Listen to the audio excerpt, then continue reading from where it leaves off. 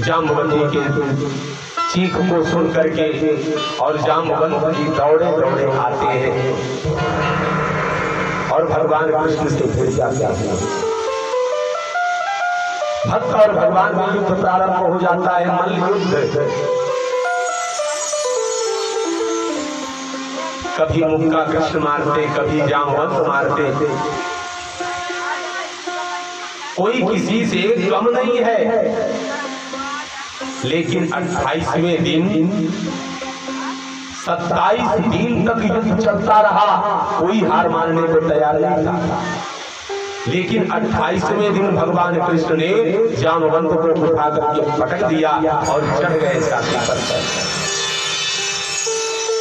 नस नस ढीला कर दिया जाम्बवंत का।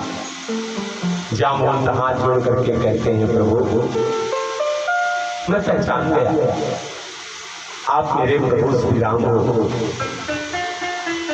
परीक्षित कहते हैं, गुरुदेव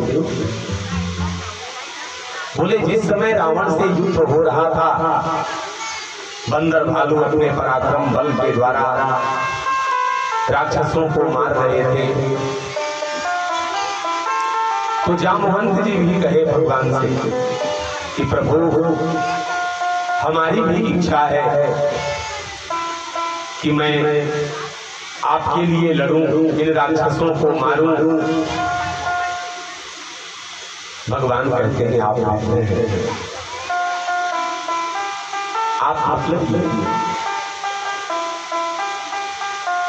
आप दाव पेच सिखाइए ही नहीं, लड़ने का तरीका बताइए, क्योंकि आप हमारे मंत्री हैं और वृद्ध हैं, वृद्धावस्था है। जाम्बवंत जी कहते हैं, लेकिन प्रभु हमारी इच्छा पूर्ण कैसे हो?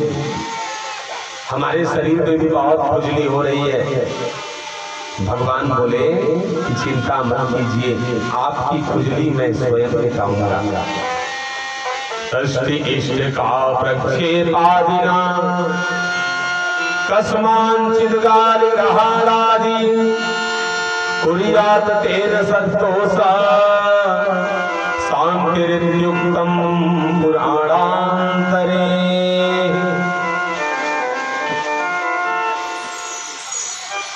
भगवान सुखदेव कहते हैं, परीक्षित भगवान ने राम रूप में दर्शन दिया जाम्बवंत को, और जाम्बवंत जी कहते हैं कि प्रभु आपने दर्शन दिया, मैं धन्य हो गया, कृतार्थ हो गया, अपने आने का अभिप्राय बताइए। भगवान बोले ये मणि हमें चाहिए, क्योंकि इसके चक्कर में हमारी बड़ी बेइज्जती हो रही है समाज में। जाम्बवंत जी कहते हैं, प्रभु अब तो ये मणि हमारी नहीं है, क्योंकि ये मणि हमने अपने बेटी को दे दिया, अपनी कन्या को दे दिया। और जो कन्या को दे दिया जाता है फिर उस पर अधिकार नहीं रहता, इसलिए अब हम क्या करें?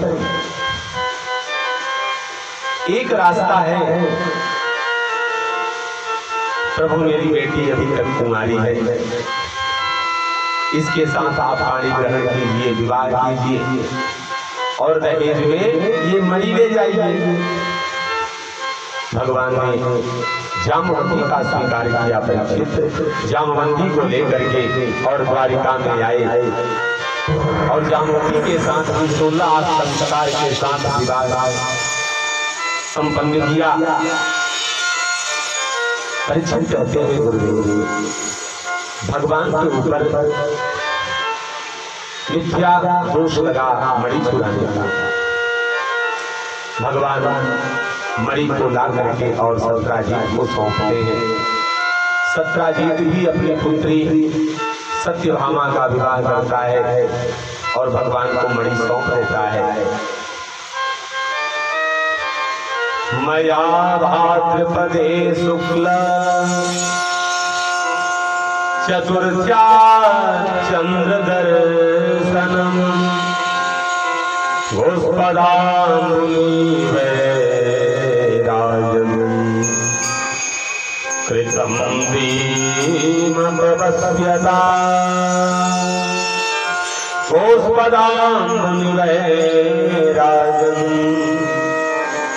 कृतं देवमुपस्यता। भगवान ने कहा मैंने केवल आकाश में नहीं, केवल गोपद जल में भाद्रपद शुक्ल चतुर्थी को चंद्र दर्शन किया था, इसी कारण मुझे यह मिथ्या कलंक लगा। भादों शुक्ल पक्ष की जो चतुर्थी होती है उसमें अगर चंद्रमा कोई देख लेता है तो दूसरे के घर पे जाकर के ढेला मारता है, अब वो गाली दे देता है, कुछ बोल देता है तो दोष की निवृत्ति हो जाती है। तो भगवान कृष्ण भी बताते हैं कि हमने भादों की शुक्ल पक्ष की चतुर्थी को देख लिया, इसलिए मुझे मिथ्या कलंक लगा। स्कंद पुराण में स्पष्ट लिखा हुआ है कि मया भाद्रपदे शुक्ला चतुर्थ्या चंद्र दर्शनम गोस्पदा मुनिवैराजं कृतं देवमुपस्यता। त्वया भाद्रपदे शुक्ला चतुर्थ्या चंद्र दर्शनम कृतं येन भगवन् वृद्धा शापमवाप्तवान्। इसलिए चतुर्थी तिथि को चंद्र दर्शन का पुराणों में निषेध किया गया है।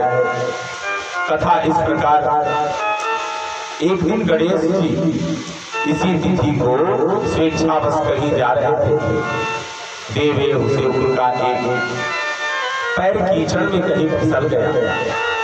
इस घटना पर चंद्रदेव हंस पड़े। गणेश जी ने लीलार्थ क्रुद्ध हो चंद्रमा को श्राप दे दिया कि जो आज के दिन तुम्हारा दर्शन करेगा उसे मिथ्या कलंक लगेगा। अतः इस दिन चंद्र दर्शन नहीं करना चाहिए। यदि गजानन देख ले तो उसे ईंटा फेंक कर किसी से गाली सुन लेनी चाहिए। ऐसा करने से उस दोष की शांति हो जाती है, ऐसा पुराणों में लिखा है। इति दृष्टा प्राणक्षेपा